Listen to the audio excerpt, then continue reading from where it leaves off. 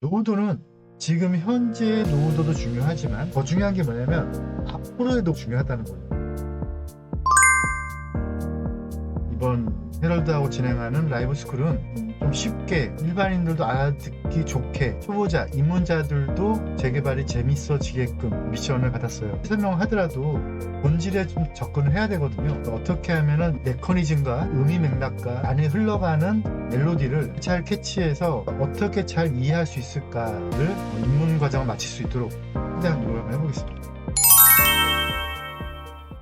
신통이 왜 생겨났는지, 무화가 왜 생겨났는지, 그동안의 스토리도 알아야 되고, 이게 어떻게 다른지를 알아야 되거든요. 개발이 된다라고 하면 그 개발이 어떤 요건을 만족하고 있어야 되거든요. 근데 그 요건 중에서 2010년도 이전에는 요건이 아주 간단했었어요. 노후도, 얼마큼 건물들이 노후화가 되느냐, 호수밀도, 얼마큼 낡은 동네에 많은 사람들이 빽빽하게 들어가 살고 있느냐, 접도율, 차가 이렇게 지나갈 때 차가 지나갈 수 있는지, 주차라도 할 수 있는지, 땅이 좀 네모 반듯한지 아니면 좀 이상한지 뭐 이런 것들을 보고 그렇게 뭔가에 해당이 되면 아까 말씀드렸던 호수밀도, 접도율, 노후도 이게 두 가지 이상이 해당이 되면 재개발되게 해주세요라고 제안을 할 수가 있었다는 거죠.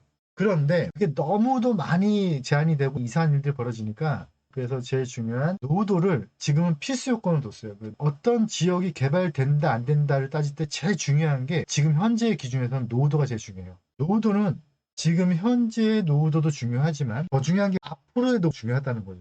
저는 지금 현재 노후도를 보고 들어가 샀어요. 근데 막 갑자기 땅이 막 팔리면서 집이 지어지네? 그러면서 노후도가 깨져버릴 수도 있는 거죠. 그래서 좋은 현장은 당연히 신축 물건이 재개발 지역이 제일 좋은 투자 물건이면 맞아요.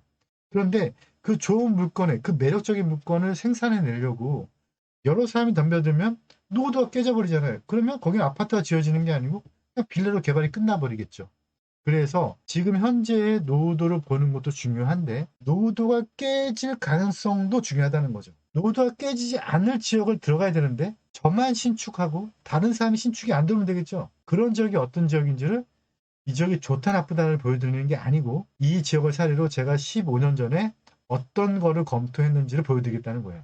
여기 확대해 보시면 이렇게 선이 보이는데 여기 보시면 뒷부분에 크게 좀 선이 그려진 게 있어요. 이게 뭐냐면 건축물이 안 쳐져 있는 선이거든요. 남의 건물이 내 땅에 들어와 있는 꼴이에요. 재개발 지역에 흔히 보이는 이런 현상들이 많이 있는데 이걸 불부합이라고 부르거든요. 이런 지역은 내 땅 위에 올라와 있는 저 건물을 내 땅을 허물고 지을 때 건들 수가 없어요. 그래서 내가 집을 지을 때는 저 건물을 빼고 지어야 돼요. 그러면 실제적으로 지어지는 건물은 큰 밖에 안 되는 거죠. 신축이 많이 안 지어졌어요. 왜 그러냐? 신축이 지어지기가 힘든 거죠. 다 불법이니까. 생각보다 늦게 발견되는 현장들이 많아요. 숨어있는 지역들, 아무도 알려지지 않은 지역들이 많다는 거예요. 이런 지역들이 되게 좋은 지역이라는 거예요. 여기 지금 신축하기가 되게 어렵죠. 건물들 다 이렇게 사선에 앉아있잖아요. 지도를 펼쳐놓고 보면 그 지도 위쪽이 북쪽이거든요. 다 이게 사선이잖아요. 신축하기가 되게 어려워요. 하지만 저는 과감하게 들어갔어요. 왜냐? 여기는 신축이 생긴다고 하더라도 정말로 노도가 깨질 정도의 신축이 들어오기가 힘든 구조더라고요. 그러니까 노도가 안 깨졌어요. 17년도에 들어갔고 2021년인가 22년도에 신통이 됐거든요. 제가 들어갔을 때는요 2억대 초반이었어요. 3룸이. 저는 이 지역은 노도가 안 깨질 거 알았거든요. 이런 지역은 건축선이 되게 복잡해서 건축 허가를 받을 수는 있지만 건축이 이쁘게 나오지가 않아요. 그러면 신축업자들이 많이 쪼개야 내가 좋은 물건을 살 수가 있는데 많이 쪼갤 수가 없어요. 그러니까 꺼리는 지역이에요. 어떤 분들은 이렇게 생각할 수 있어요. 집을 이렇게 많이 짓는데 그래도 부족해? 그렇지 않아요? 집은요 부족함의 문제가 아니에요. 집은 노후화됐느냐 안 됐느냐의 문제예요. 결국은 그게 거리상의 한계예요. 거리가 너무 멀어지면 GTX를 깔아야 되고 그보다 더 멀어지면 순간 이동하는 기술을 만들어줘야 되는데 그런 기술은 나오지 않으니 어쩔 수 없이 다시 구도심으로 회귀할 수밖에 없다는 거죠. 어쩔 수 없이 서울로 집중해야 된다. 아직도 한강변 역세권은 멀었다. 계속 늘어나고 있는 거예요. 피로도는 늘어나고 있기 때문에 계속해서 신통이는 무한히 할 수밖에 없다는 거죠. 그래서 지금 여기에서 보여드리는 이런 지역들이 지금 다 재개발 지역들임에도 불구하고 노후도가 깨지면서 정비 기반시설은 낙후되어 있음에도 불구하고 재개발 아닌 지역들로 자꾸 바뀌고 있는데 어쩔 수 없이 나중에 가서는 다 재개발될 수밖에 없다. 하지만 그 중에서 잘 골라야 된다는 거죠. 그래서 우리는 뭘 봐야 되느냐? 진짜 될 건지 안 될 건지를 선별해야 된다는 거죠. 개발된다가 개발 안 된다는 것으로 간다는 것도 우리는 충분히 생각을 해야 된다는 거죠. 또 하나는 개발이 안 돼도 좋아.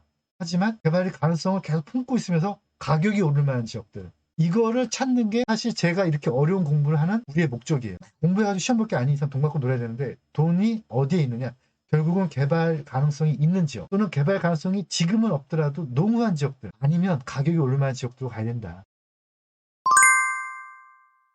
그러면 모아타운과 지금 재개발 또는 뭐 신통 이런 거를 구분하기 위해서 소규모 정비 사업이란 말은 왜 나왔느냐 이런 개념이었던 거예요. 이 지역들이 전부 다 낙후되어 있어요. 낙후되어 있는데 뭐 낙후되어 있든 말든 요게 사고 온 사람이 여기에 가려면 이렇게 갔다는 거죠. 그런데 갑자기 여기가 뉴타운 여기가 무슨 개발 계획 이렇게 발표가 되면 그 지역이 딱 개발이 끝나면 어떤 일이 벌어지냐면 여기에 들어가기 카드 없으면 못 들어가게 막아요. 그러니까 바깥에 있는 사람들 삥 돌아가야 되는 일이 벌어지는 거예요. 아, 이거는 좀 문제가 있지 않냐. 그래서 2017년도부터 개념을 이렇게 잡았어요. 대단위 개발 계획은 하긴 하되 정말 필요성 있는 데만 하자. 그게 아니라면 어떤 지역을 개발하느냐? 그 낡은 건물들 위주로만 개발하자. 그래서 각각을 개발하고 이 사람들의 통행권을 제한하지 말자. 길은 보존을 하자. 그래서 가로주택 정비사업이라는 개념이 생긴 거예요. 가로주택 정비사업은 가로를 유지하는 거예요. 그러면 도로가 유지가 된단 말이에요. 물론 요 안에 있는 도로가 있을 수도 있어요. 그거는 그 지역 안에 들어가니까 아파트를 줄 거냐 안 줄 거냐 그 개별법에 따지면 되겠지만 이런 도로는 존치예요. 존치는 그대로 둔다는 뜻이거든요. 그대로 둔다는 뜻은 뭐냐면 개발 계획이 포함이 안 된다는 뜻이에요. 물론 모아타운이 포함이 되어 있겠죠. 하지만 개발 계획에는 포함이 안 된 거죠. 그러면 어떻게 되느냐? 아무것도 아닌 거예요. 그냥 그대로 도로인 거예요. 뭐 아파트 받을 이유도 없는. 이게 소규모 정비 사업이 생긴 이유고 그래서 소규모 정비 사업을 봤더니 나홀로 아파트 한 동 두 동 하니까 요 사람들이 싫어해. 아 그래 그러면 모양이라도 좀 대단치험 보여주게 할게. 이게 모아타운이에요. 개념을 한 개 한 개 잡아가 보자고요. 우리가 앞으로 공부할 것의 거의 핵심은요.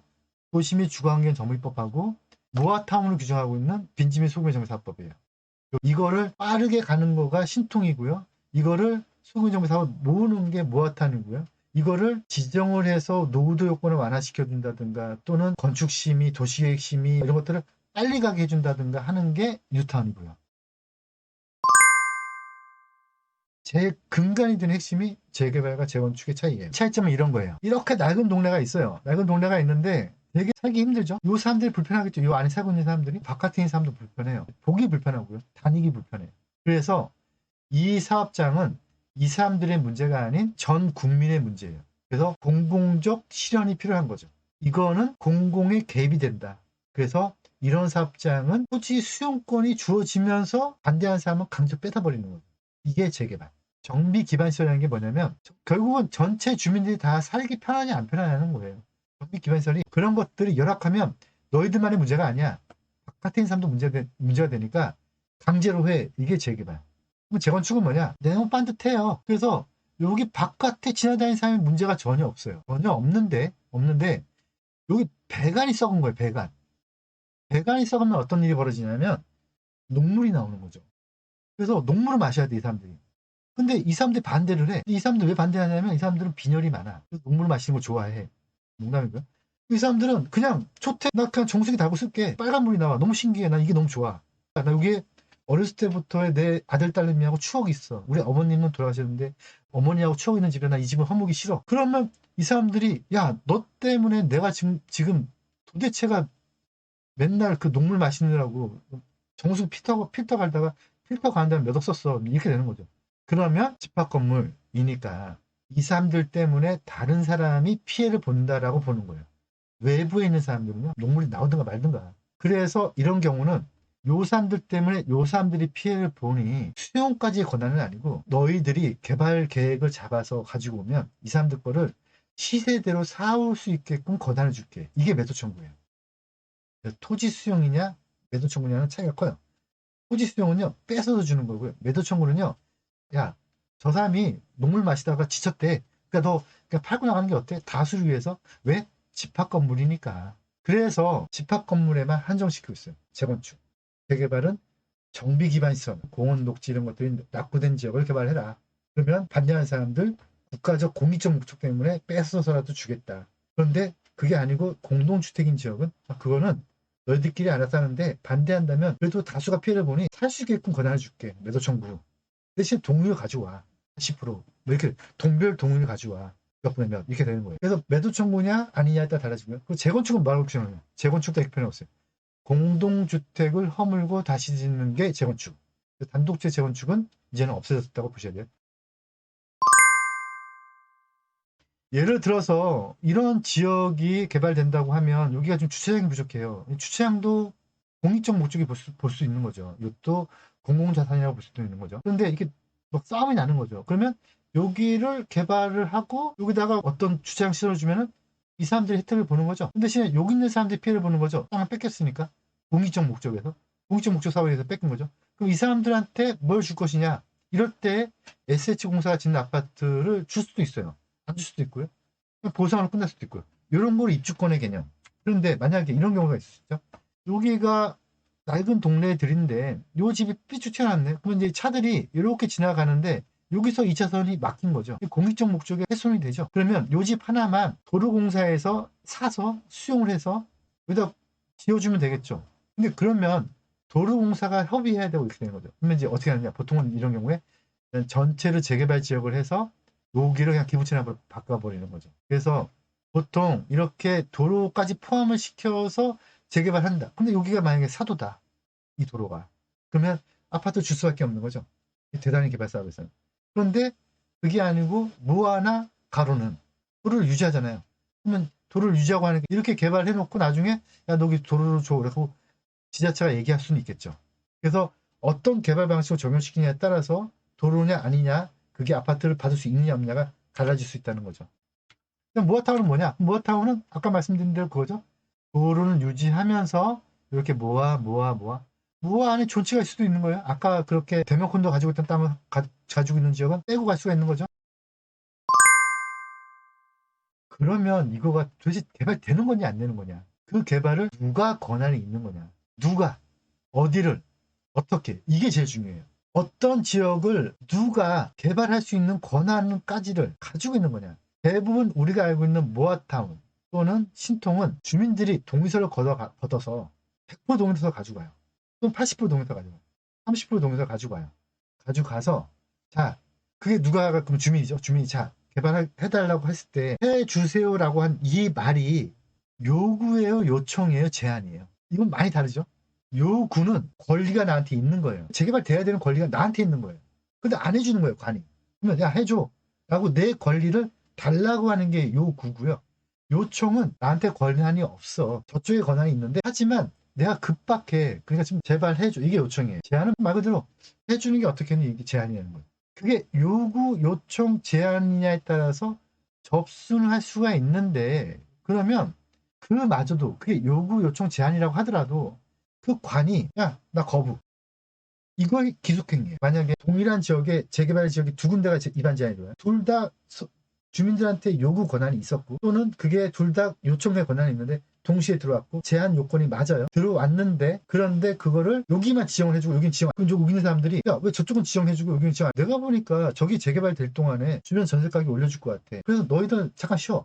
야 저기는 먼저 해줬잖아. 왜 나는 왜 안 해주는데 나도 해줘. 아, 싫어 나 안 해줄 거야. 그렇게 할 수 있다는 거죠. 이걸 기속행위라고 불러요. 그래서 지역의 순서를 구청장이 마음껏 정할 수 있어요. 그래서 허가 받을 수 있고 승인 받을 수 있고 인가 받을 수 있는 거죠. 그래서 이 지역이 모아타운이냐 이 모아타운도 공공주도형인지 공공기획형인지 또는 민간주도형이냐 다르잖아요. 동일 요건도 다르고 임대아파트 지역권 이것도 다르잖아요. 그러면 그렇게 했을 때 그러면 그거 올린다고 되나? 그 올린 게 요구할 수 있는 거냐 요청할 수 있는 거냐 또는 그냥 협의냐 의견이냐에 따라서 될 수도 있고 안 될 수도 있다는 거죠. 그래서 이게 사업마다 다르다는 거예요. 그래서 앞으로 제가 짚어드릴 거예요. 어떤 사업은 특히나 재개발은 요구한다고 되는 게 아니에요. 그냥 제안만 할 수도 있는 것도 많고요. 어떤 사업은 하루종일 사업 같은 경우는 그건 제안이 아니에요. 그냥 요구고요. 그건 기속행위도 아니에요. 거의 재량행위에 가까워요. 재량행위 그래서 그냥 올리면 거의 해줘야 돼요. 약간의 재량적 행위가 가미된 기속행위긴 하지만 하여간 올리면 어떤 사업은 해줄 수밖에 없는 사업이 있고요. 올리더라도 거부할 수 있는 사업이 있다는 거죠. 근데 모아는 관리지역 지역인데 이거는요. 해당 관청의 재량행위예요. 재량행위는 해줘도 그만 안 해줘도 그만이에요. 해줄 의무가 있느냐 없느냐 잘 따져서 될 건지 안 될 건지 그렇게 가셔야 된다는 거죠.